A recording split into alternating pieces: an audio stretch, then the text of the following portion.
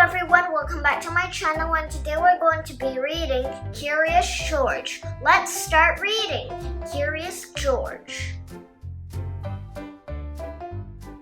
Curious George by H.A. Ray.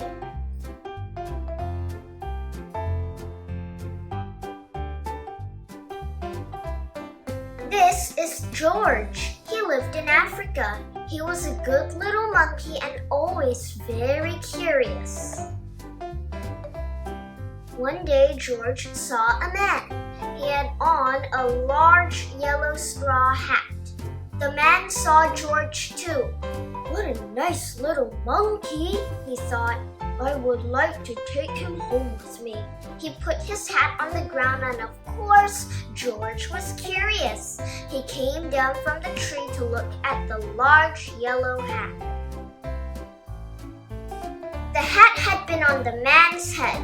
George thought it would be nice to have it on his own head. He picked it up and put it on. The hat covered George's head. He couldn't see. The man picked him up quickly and popped him into a bag. George was caught. The man with the big yellow hat put George into a little boat, and the sailor rowed them both across the water to a big ship. George was sad, but he was still a little curious. On the big ship, things began to happen. The man took off the bag. George sat on a little stool, and the man said, "George, I am going to take you to a big zoo in a big city. You will like it there. Now run along and play, but don't get into trouble." George promised to be good, but it is easy for little monkeys to forget. On the deck, he found some seagulls. He wondered how they could fly. He was very curious. Finally, he had to try. It looked easy, but what's gonna happen next? What do you think?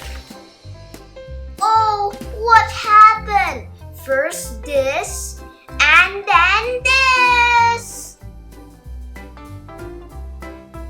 Where is George? The sailors looked and looked. At last they saw him struggling in the water and almost all tired out. "Man overboard!" the sailors cried as they threw him a lifebelt. George caught it and held on. At last he was safe on board. After that, George was more careful to be a good monkey until at last the long trip was over. George said goodbye to the kind sailors, and he and the man with the yellow hat walked off the ship onto the shore and on into the city to the man's house. After a good meal and a good pipe, George felt very tired. Crawled into bed and fell asleep at once. The next morning, the man telephoned the zoo. George watched him. He was fascinated. Then the man went away. George was curious. He wanted the telephone too. 1, 2, 3, 4, 5, 6, 7. What fun! Ding-a-ling-a-ling! George had telephoned the fire station. The fireman rushed to the telephone. "Hello, hello," they said, but there was no answer. Then they looked for the signal on the big map that showed where the telephone call had come from. They didn't know it was George. They thought it was a real fire. "Hurry, hurry, hurry!" The firemen jumped onto the fire engines and onto the hook and ladders. Ding dong, ding dong. "Everyone out of the way! Hurry, hurry, hurry!" The firemen rushed into the house. They opened the door. No fire! Only a naughty little monkey. "Oh, catch him, they cried. George tried to run away. He almost did, but he got caught in the telephone wire and a fireman caught one arm and the fat fireman caught the other. "You fooled the fire department," they said. "We will have to shut you up where you can't do any more harm." They took him away and shut him in a prison. Uh-oh. George wanted to get out. He climbed up to the window to try the bars. Just then, the watchman came in. He got on the wooden bed to catch George, but he was too big and heavy. The bed tipped up, the watchman fell over, and as quick as lightning, George ran out through the open door.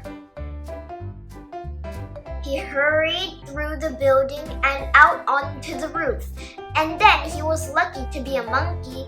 Out he walked on the telephone wires.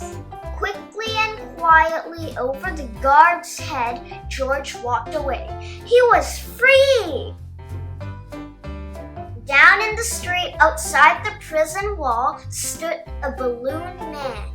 A little girl bought a balloon for her brother. George watched. He was curious again. He felt he must have a bright red balloon. He reached over and tried to help himself. But what's gonna happen next? You know? Guess, guess, guess. Instead of one balloon, the whole bunch broke loose. In an instant, the wind whisked them all away, and with them went George, holding tight with both hands. Up he sailed, higher and higher. The houses looked like toy houses, and the people looked like dolls. George was frightened. He held on very tight. At first, the wind blew in great gusts, then it quieted. Finally, it stopped blowing altogether.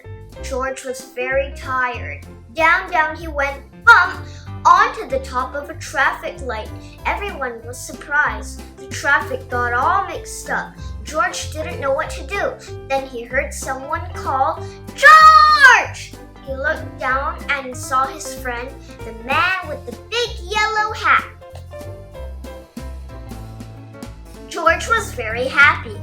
The man was happy too. George slid down the post and the man with the big yellow hat put him under his arm. Then he paid the balloon man for all the balloons.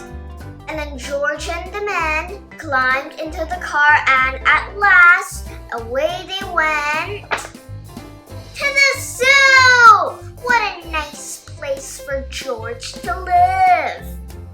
Look, there are elephants, there are penguins, there's a flamingo, a camel, a rhinoceros, giraffes, kangaroos, polar bears and other bears, and a zebra. Oh, and a tiger and lion cubs. What an interesting story. The end.